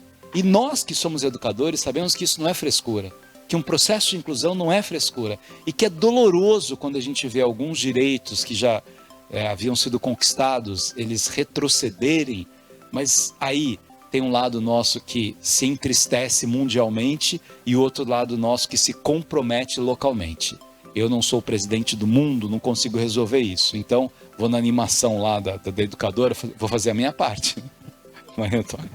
Sabe, Chalita, você falou, né? Há muito tempo que a gente já tinha, né, resultados de pesquisas mostrando que para os alunos com deficiência, estar num contexto inclusivo proporcionava mais aprendizado do que estar nas escolas especiais. Inclusive, a antiga PAI de São Paulo, que agora se chama Jô Clemente, quando fechou a escola especial, ela apresentou uma pesquisa, que foi uma pesquisa muito importante aqui no Brasil, mostrando isso, que alunos que tinham saído da PAI e ido para a rede pública estavam aprendendo melhor na escola inclusiva do que aprendiam na escola especial. Mas, alguns anos atrás, o Instituto Alana encomendou da Universidade de Harvard uma revisão bibliográfica de centenas de artigos, e é muito interessante porque a gente tem hoje muitos dados que mostram que para o aluno sem deficiência, que estuda com um aluno com deficiência, ele também aprende mais do que o aluno sem deficiência, que não tem aluno com deficiência na sua turma. A heterogeneidade, ela não é boa só para o aluno incluído, né? O aluno que, em tese, né, tá se beneficiando. Ela é melhor para todo mundo, porque, na verdade, te coloca diante da necessidade de reorganizar muitas coisas no seu processo. Isso é também importante para você avançar em vários campos, né, do desenvolvimento do pensamento e da capacidade de aprender. Então, assim, eu acho que isso é uma coisa importante, né? Porque muitas vezes fica parecendo assim, né? Estamos abrindo mão da eficiência pela diversidade, estamos abrindo mão de uma escola boa para poder botar os meninos que não são bons dentro. Como se fosse, assim, um favor, né? Uma concessão que se faz. Não. Na verdade, a gente está trabalhando com uma lógica de que é melhor para todo mundo quando está bom para todo mundo, né? E a Stella Barbera, ela tem trabalhado com o conceito de escola como floresta. Conversei com ela recentemente. A gente aqui no CREI está trabalhando muito com essa metáfora também da natureza, né? Porque, assim, quando você pensa na agroecologia, numa floresta, né, numa agrofloresta, as plantas não estão categorizadas por capacidade, por qualidade, né? As grandes aqui, ali só as pequenas, aqui só as que têm folha grande, ali as que... Não é assim na natureza. A natureza levou séculos, milênios, para se constituir no seu formato ideal de reprodução da vida, exatamente apostando na diversidade como chave da possibilidade da vida, né, permanecer no planeta e se propagar. Então, é a planta maior, que tem a folha maior, que vai fazer a sombra para que precisa de sombra que é pequena.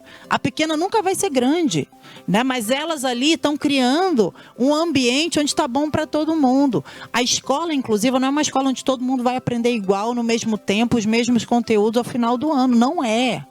É aquela onde cada um vai aprender o que melhor pode aprender até o final do ano.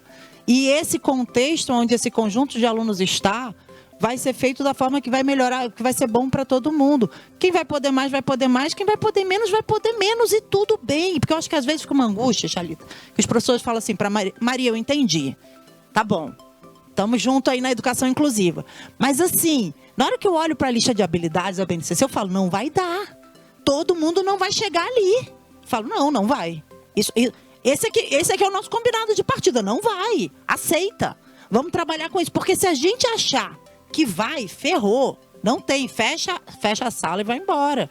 A gente tem que ser capaz de pensar quais são os processos estruturantes, quais são os conceitos estruturantes e como que a gente vai proporcionar que cada um vá ao seu máximo em relação a isso. Porque tem gente que não vai chegar mesmo em relação a algumas áreas. E tudo bem. Porque na prática sempre foi assim. Quando a gente fala assim, a média é 6, eu falo assim, a média é 6 ou a média é 7. Significa o quê? Que 30% ou 40% não precisa. Basicamente é isso. Essa sempre foi a lógica, né?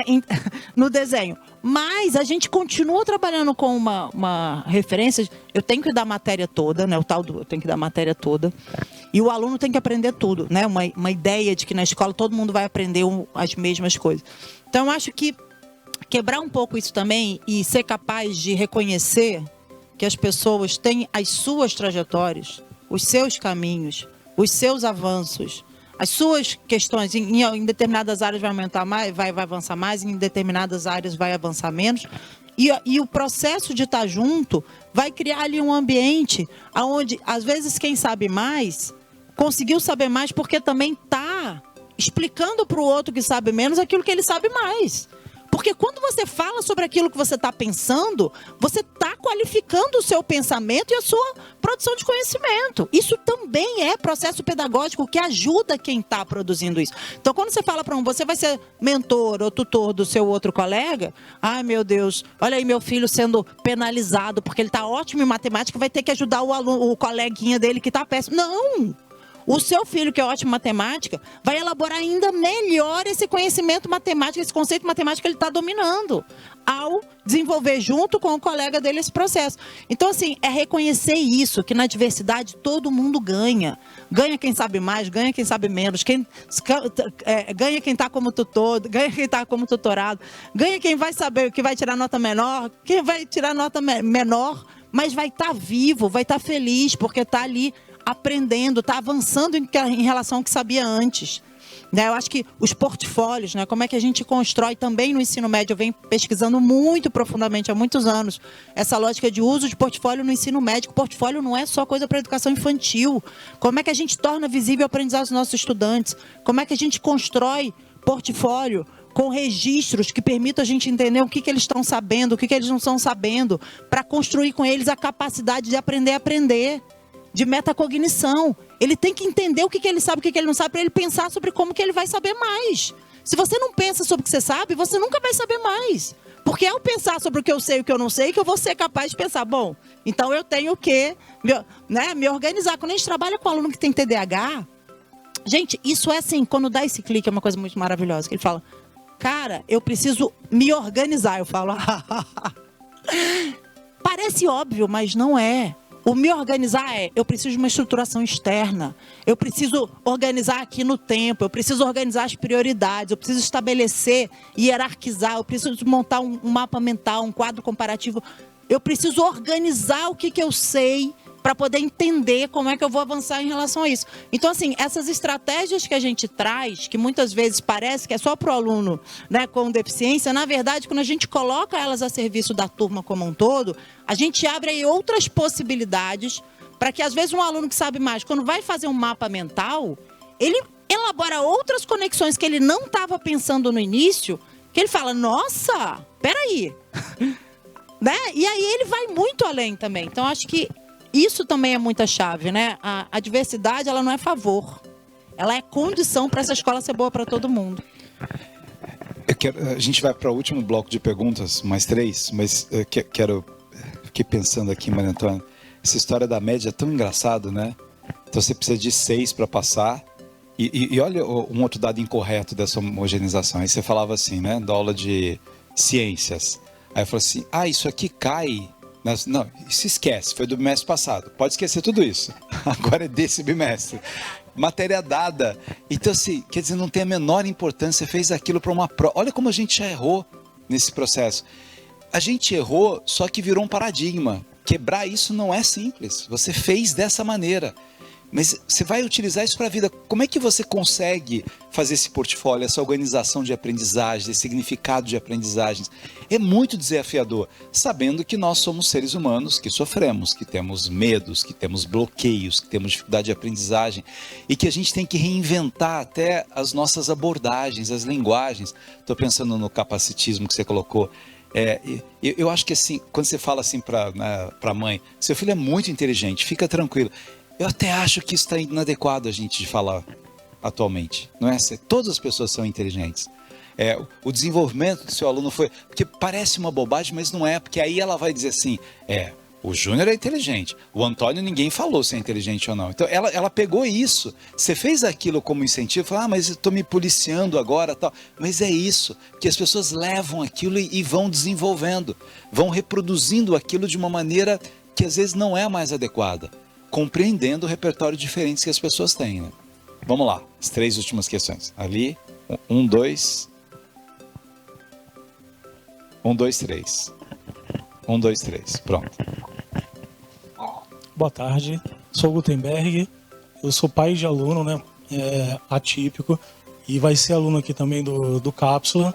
E há 12 anos a gente sempre sofreu muito para poder chegar nas escolas e apresentar o nosso filho, né? O Gustavo, ele tem um problema neurotípico. Não pode. Aqui a gente não aceita. Aqui também não aceita. Tanto no particular quanto no público, sempre eram as mesmas coisas, né? E pra gente que é pai, é muito difícil pra gente, né, conseguir entender como que a gente vai fazer o nosso filho se adaptar melhor naquele ambiente e ser igual a todos, né? E a minha pergunta principal seria, como integrar também, além da comunidade escolar, os pais dos alunos para trazer e abraçar os pais para aquele ambiente. Legal, ótimo.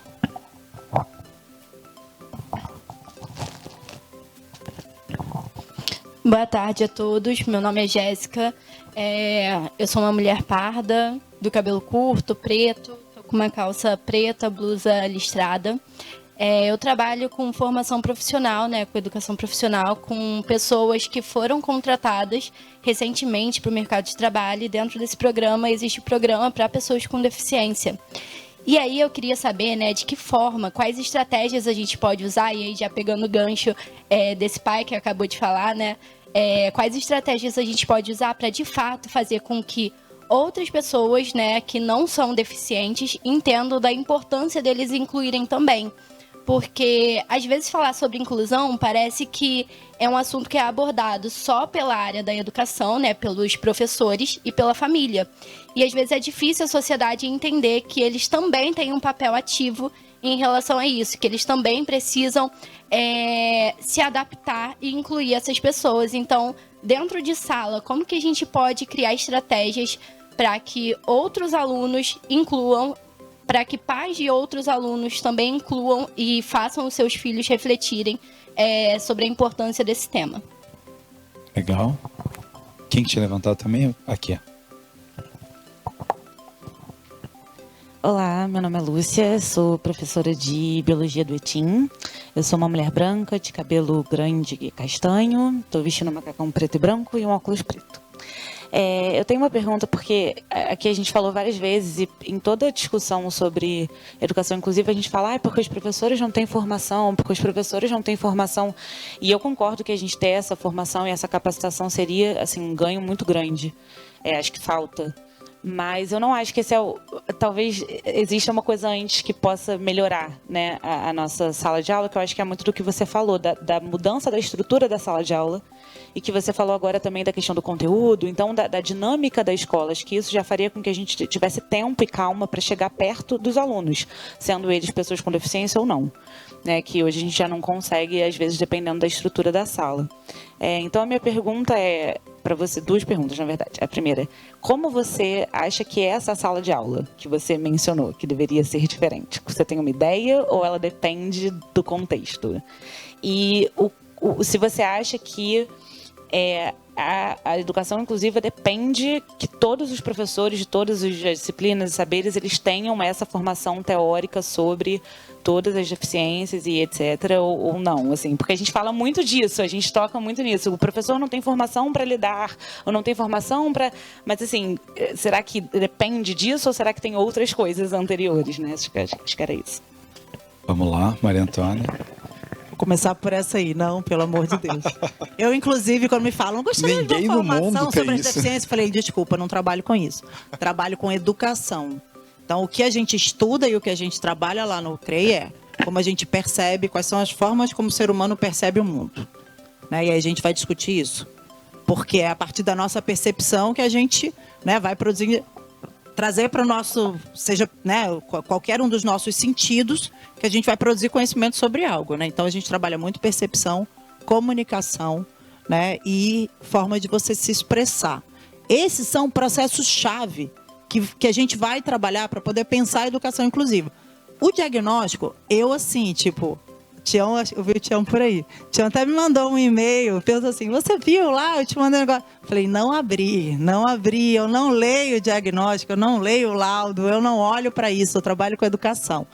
Eu acho que a gente tem que olhar para as pessoas e entender isso, como ela percebe o mundo, como ela se comunica, como ela interage com o mundo, com as outras pessoas. É a partir daí que a gente vai pensar nas melhores estratégias pedagógicas para trabalhar, porque a gente trabalha com isso. Às vezes a gente fica olhando para o laudo diz o quê?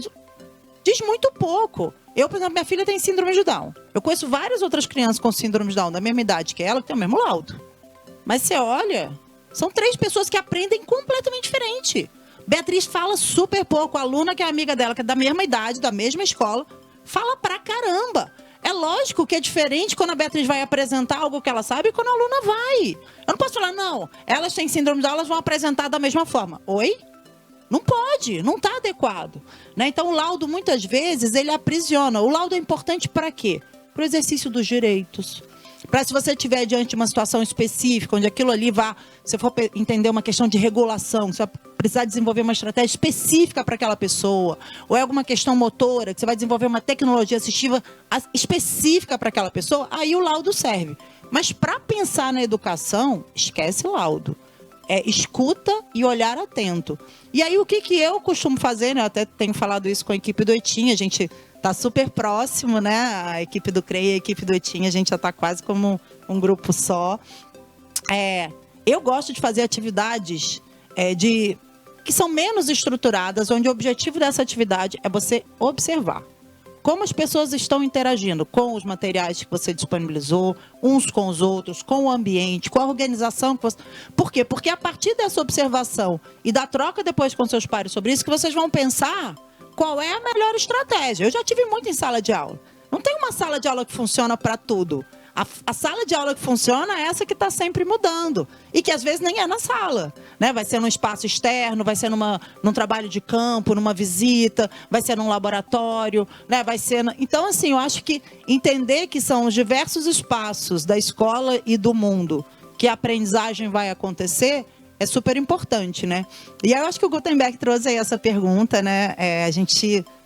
já com a Adriana, que é a gerente de educação do SESC, que está aqui nos prestigiando. A gente já com a educação do SESC, a gente vem atuado aí ao longo do ano passado todo, muito próximo, né? As nossas casas SESC e Senac, a gente tem um trabalho muito forte de pensar as famílias como parte, né, do grupo com o qual a gente trabalha. O SESC já trabalha com essa perspectiva do Entre Nós. Lá no CREI a gente vem acompanhado esses encontros de famílias, então também junto com a equipe do ETIM, a gente está se organizando para acompanhar também, né, esse grupo de famílias. O ETIM está com uma série de estratégias aí para se aproximar e para manter essa relação próxima com as famílias. Agora, digo assim, eu não acredito em falar sobre a diversidade para que as pessoas lidem bem com isso. Eu acho que é na relação uns com os outros e na problematização das coisas que acontecem que a gente vai construindo as estratégias para estar junto. É igual aqui, você faz uma palestra sobre racismo. Ninguém é racista. Todo mundo fala, gente, para que está falando isso? Que horror. Ninguém aqui faz isso. Tá onde, então, essas pessoas racistas? Porque, sabe, em qualquer lugar que você fala, as pessoas falam, não aguento mais pessoas falando de racismo. Parece até que tem alguém racista aqui. Eu falo, e não tem? Né? Então, assim, essa coisa de ficar falando sobre, né, bate num lugar que bate na superfície e reflete. Para entrar, para ir fundo, para mexer com a gente, tem que ser na experiência, né? Então, a gente vem discutindo também com a equipe do ETIM muito isso, né? Que experiências são essas? Com e a partir de dinâmicas, né, com pessoas com e sem deficiência, que a gente vai criar problematizações entre nós e construir essas estratégias. Por exemplo, na nossa equipe de formação lá do CREI, a gente tem vários educadores com deficiência, né? Ontem estava lá uma educadora cega que faz um trabalho corporal com a nossa equipe. E aí, assim, a primeira vez as pessoas falaram assim, mas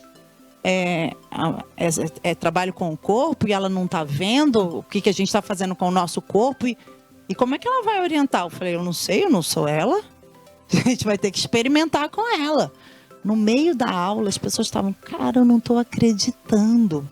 Porque você se abre para, na experiência com o outro e na conexão com como o outro, que tem esse outro corpo que percebe o mundo de forma diferente com você, também produz uma série de relações de aprendizados. Isso muda o seu jeito de olhar para pessoas cegas e falar, gente, onde eu estava com a cabeça, eu não estava entendendo nada. Mas como a gente tem pouca experiência de estar junto, de estar experimentando essas situações, a gente cria essa que a gente chama de presunção de incapacidade, que é olhar a pessoa com deficiência e falar, ih, não vai conseguir. Ai, cega, não vai poder fazer trabalho desse tipo, porque não vai ver se as pessoas estão fazendo movimento direito ou não, como é que vai fazer um trabalho aqui? Você já decidiu que não vai. Nem adianta mais chamar a pessoa. Você presumiu que se você não estivesse enxergando, você não seria... Mas ela não é você. É uma pessoa que percebe o mundo de forma diferente, que se move nesse mundo de forma diferente, que configurou esse corpo em outras relações, com os outros sentidos, com a percepção do espaço. E quando você está na experiência com essa pessoa, você entende. É na experiência, né? Então, acho que é na experiência dos alunos uns com os outros, mediados pelos educadores, né? Conversando, pensando sobre isso. E também na experiência com outros educadores, com e sem deficiência, nesses diversos processos que a gente vai fazer ao longo do ano, a gente vai construindo esses pactos, né, de relação, de respeito, né, de se conectar com o outro, porque a empatia se desenvolve na relação com o outro, né, não é numa aula. Então, eu acredito muito nisso. E eu dou muito um exemplo que eu achei muito lindo, assim, meio pessoal, mas que eu achei muito lindo, que a minha filha Beatriz, ela tem uma coisa, quando ela está meio desregulada, ela precisa ficar com as costas encostadas nas costas de outra pessoa. Eu acho um saco. Meu filho, Luiz, não se importa. Ele, vem, Bia. Aí ele vira de costas, Bia se encosta nas costas dele e ele fica lá de boa no celular dele e tal. Eu não gosto, eu me incomodo. Eu falo, ai meu Deus do céu, Beatriz, não aguento mais. Você aqui, você fica se mexendo e tal. Aí outro dia eu chego na escola para buscar a Beatriz, vejo Beatriz descendo rápido, brava, não sei o quê. Um colega dela que estava lá embaixo automaticamente se virou e ela veio e encostou as costas nele, os dois ficaram lá. Gente, eu não sabia o que fazer, porque, sabe, já tinha um pacto ali de que, cara, eu tô te vendo, vem aqui, né? E isso se constrói na relação com o outro. Ele não teve uma aula sobre regulação, desregulação em pessoas com deficiência, não teve isso. Foi na hora que ali na relação, numa hora que falou que ele viu, que encostou em não sei quem, que funcionou. E ele falou, cara, eu posso ser essas costas. Aquele filme lindo que eu amo, Parasita, tem uma cena que que o menino com síndrome de Down segura nas orelhas do rapaz que está lá limpando a privada, e ele fala, ele é amigo das minhas orelhas, eu sou só o bônus. Ele tá ali falando, vem, só vem, tô te vendo, vem aqui, ó. Segura, você precisa segurar. Sabe, então, essa conexão entre as pessoas, essa forma de estar junto, com respeito, com cuidado, ela se dá na relação. E eu acho que a gente tem que apostar muito nisso, né? Nos nossos processos educativos. E é isso que a gente tem feito aqui no CREI, junto com o SENAC, com o ETIM, com o SESC, muito nesse sentido. Legal, muito bom. Aplaudir, Maria Antônia. A gente está chegando aqui ao final do nosso Circuito Gente. E agradecer muito a Maria Antônia. Ela é da casa, né? Não é uma convidada de fora, ela é daqui, ela é SESC, ela é SENAC, ela é nossa. E eu acho que essa fala final da Maria Antônia, ela é muito significativa, até para acalmar um pouco as nossas inquietações. dessa experimentação. Experimentação no sentido nobre da palavra. Esse conceito do só sei que nada sei. Eu não sei, eu estou aqui, estou aprendendo com você, estou percebendo, estou vendo o que é. E aí vai nesses temas colocados no final, né? Primeiro do pai, que quer o que tem de melhor para o seu filho, da mãe, que quer o que tem de melhor para o seu filho. E muitas vezes, pai e mãe não sabem o que é o melhor para o seu filho. Não sabem. E estão para aprender junto com a gente, para construir isso junto com a gente. E quer uma reflexão conjunta para a autonomia dele, o que é melhor eu fazer em casa? Qual é o melhor caminho que eu tenho que desenvolver? E é uma construção coletiva, é conjunto isso. Eu quantas vezes encontrei pais que diziam assim, eu não quero inclusão, eu não quero. Eu quero uma escola especial para o meu filho, eu não quero. Ele não vai mais passar pelo que ele passou. Aí você fala assim, essa mãe está errada? Não, é o resultado das dores que ela sofreu, do quanto o filho sofreu em lugares de inclusão que não eram de inclusão. As dificuldades que havia ali. Então, eu também não posso colocar uma parede, uma barreira naquela pessoa que pensa diferente de mim e que às vezes pensa erroneamente pelas experiências que ela teve. Como é que eu ajudo a pessoa a mudar aquela percepção quando ela vê que é uma outra realidade que está sendo oferecida agora? A história do laudo, eu concordo plenamente com ela. Desde a época que eu cuidava de FEBEM, que era laudo também, e era tudo igual. Imagina, em 2 minutos sair um laudo. Eu falei, como é que sai um laudo em 2 minutos? Que rapidez é essa? Como é que você vai carimbando as pessoas com isso? O cuidado, eu estou tratando vidas humanas, pessoas, sentimentos, experiências. E quantas vezes, né, coisas que são aparentemente determinadas, elas estão erradas.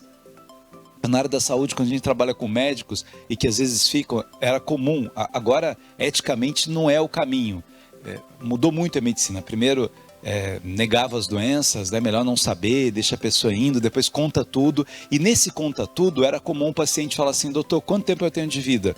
5 meses, 4 meses. Aí vivia 5 anos. Eu falei, mas por que você falou 5 meses? Porque ele me surpreendeu. É isso, as pessoas surpreendem, porque as pessoas não são iguais. Então, como é que você pode dizer que uma pessoa vai ter 4 meses, 5 meses, 3 meses? Como é que você pode dizer que essa pessoa nunca vai falar? Como é que você pode dizer que ela não vai desenvolver esse tipo de habilidade ou um outro tipo de habilidade? Então, isso é um cuidado que a gente tem que tomar nesse processo das experiências. Como é que eu experimento isso? Mas, pegando um pouquinho por Etim, embora o Circuito Gente, né, não seja só por Etim, é que vocês estão especiais hoje, que nós estamos muito apaixonados por vocês, pelos professores que estão começando com a gente. Eu acho que essa experiência da heterogeneidade vai dar riqueza dessa escola que está nascendo agora. Essa compreensão das diferenças, essa compreensão do que vocês estão fazendo agora na produção de materiais, no pensar coletivamente as aulas, na construção conjunta disso. Isso é um grande exercício desse pilar social, de eu perceber como é que o outro professor vai me ajudar. O nosso sonho agora está começando, está pequeno. O Etim vai crescer muito, vai para outras unidades do Senac. Enquanto a gente está pequeno é até mais fácil dessa troca, desse companheirismo, desse caminhar de mãos dadas, desse olhar para o outro e como é que eu consigo? Eu não estou conseguindo desenvolver isso. E em muitos momentos a gente não vai conseguir. E em muitos momentos a gente não vai saber o que fazer. E aí você tem um outro para isso, para trocar, para experimentar, para desenvolver. Eu acho que esse processo de inclusão é a grande consciência de que nós respeitamos o ser humano. Quando a Maria Antônia usou isso, eu estou vendo você. Esse sentido de eu estou vendo você. É o que nós mais queremos na vida. Nós, seres humanos. Como é legal quando a gente percebe que alguém sabe o nosso problema. Sabe a nossa dor, sabe a nossa angústia. É um horror quando você se percebe invisível. Quando o outro não fala assim, o que é mesmo? Você falou que ia falar comigo? Diga. Não lembra que eu falei, não lembra. Muita gente falando, me retoma a história toda. Conta tudo de novo. E aí vai ser, poxa vida, né? Abri meu coração para ele, não guardou nada do que eu falei, então eu não tenho a menor importância para ele. Como é que a gente faz para que o outro tenha importância para a gente?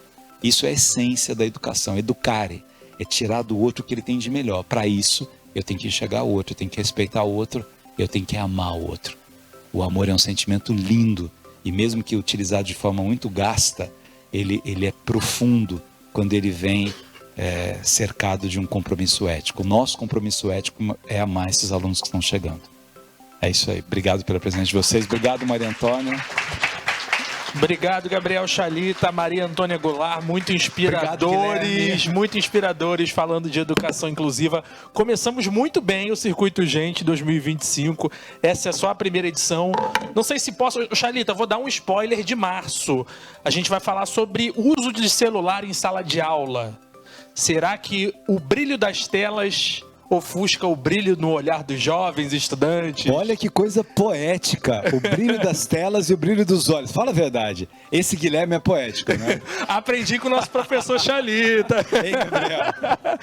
Gente, muito importante também é a participação de vocês. A gente vai disponibilizar um QR Code e aí vocês avaliarem, darem o feedback de vocês sobre temas, sobre o que vocês acharam das instalações, de todo o evento aqui, o Circuito Gente. É só a primeira edição do ano, como a gente falou, e a gente está muito grato a cada um de vocês, a cada uma de vocês, pela presença aqui no nosso evento. A gente está em março com uma programação muito bacana também da Cápsula. Aí em fevereiro tem coisa acontecendo. E a gente quer agradecer também ao Sebrae, que é um super parceiro no Circuito Gente e em outras iniciativas da Cápsula. Nossos agradecimentos também ao Sebrae. E a gente reforça o pedido a cada um de vocês, cada participante, para avaliar o nosso evento, escanear o QR Code e mandar aí a avaliação de vocês. Obrigado, gente. A gente aguarda muito a presença de vocês no próximo Circuito Gente e também nos outros eventos da Cápsula. Até a próxima e um bom retorno.